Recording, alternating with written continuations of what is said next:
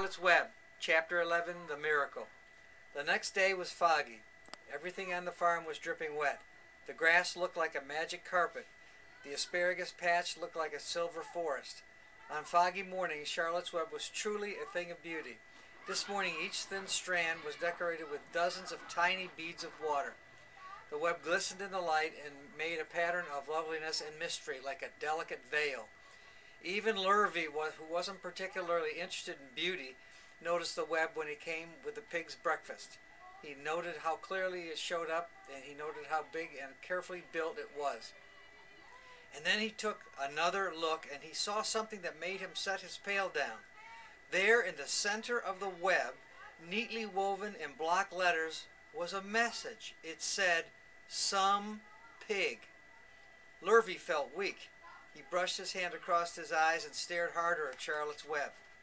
"I'm seeing things," he whispered. He dropped to his knees and uttered a short prayer. Then, forgetting all about Wilbur's breakfast, he walked back to the house and called Mr. Zuckerman. "I think you better come down to the pig pen," he said. "What's the trouble?" asked Mr. Zuckerman. "Anything wrong with the pig?" "No, not exactly," said Lurvy. The two men walked silently down to Wilbur's yard. Lurvy pointed to the spider's web. "Do you see what I see?" he asked. Zuckerman stared at the writing on the web. Then he murmured the words, "Some pig." Then he looked at Lurvy. Then they both began to tremble. Charlotte, sleepily after her night's exertions, smiled as she watched. Wilbur came and stood directly under the web. "Some pig," muttered Lurvy in a low voice. "Some pig," whispered Mr. Zuckerman. They stared and stared for a long time at Wilbur. Then they stared at Charlotte. "You don't suppose that the spider began," Mr. Zuckerman, but he shook his head and didn't finish the sentence. Instead, he walked solemnly back up to the house and spoke to his wife. "Edith, something has happened," he said in a weak voice. He went into the living room and sat down, and Mrs. Zuckerman followed. "I've got something to tell you, Edith," he said. "You better sit down." Mr. Zuckerman sank into a chair. She looked pale and frightened. "Edith," he said, trying to keep his voice steady, "I think you had best be told that we have a very unusual pig." A look of complete bewilderment came over Mrs. Zuckerman's face. "Homer Zuckerman, what in the world are you talking about?" she said. "This is a very serious thing," Edith replied. "Our pig is completely out of the ordinary." "What's unusual about the pig?" asked Mrs. Zuckerman, who was beginning to recover from her scare.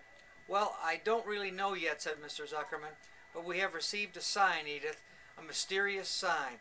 A miracle has happened on this farm. There is a large spider web in the doorway of the barn cellar right over the pig pen, and when Lurvy went to feed the pig this morning, he noticed the web because it was foggy, and you know how spider webs look very distinct in a fog. And right sprang in the middle of the web was the word 'some pig.' The words were woven into the web. They were exactly part of the web, Edith. I know because I've seen them down there before and seen them.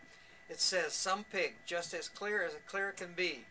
There can be no mistake about it. A miracle can happen and a sign occur here on earth, right on the farm, and we have no ordinary pig."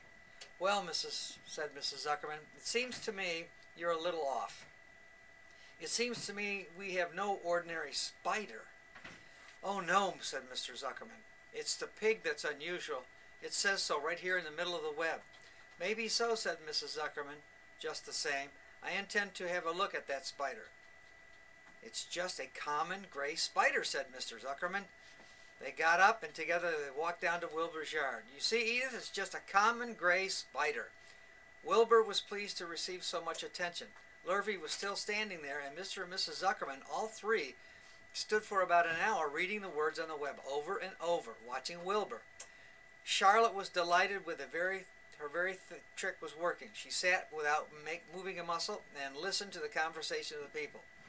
When a small fly blundered into the web just beyond the word pig, Charlotte dropped down quickly, rolled the fly up, and carried it out of the way. After a while, the fog lifted. The web dried off, and the words didn't show up so plainly. The Zuckermans and Lurvy walked back to the house. Just before they left the pig pen, Mr. Zuckerman took one last look at Wilbur. "You know," he said in an important voice, "I thought all along that that pig of ours was extra good one. He's a solid pig. That pig is as solid as they come. You notice how solid it is around the shoulders, Lurvy. Sure I do, said Lurvy.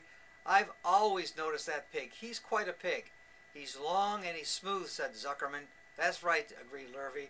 He's as smooth as they come. He's some pig. When Mr. Zuckerman got back to the house, he took off his work clothes and put on his best suit.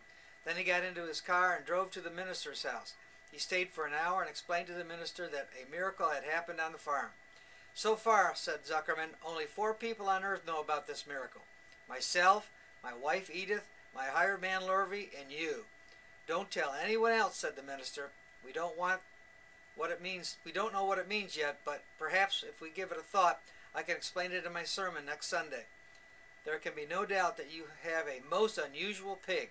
I intend to speak about it in my sermon and point out the fact that this community has been visited with a wondrous animal.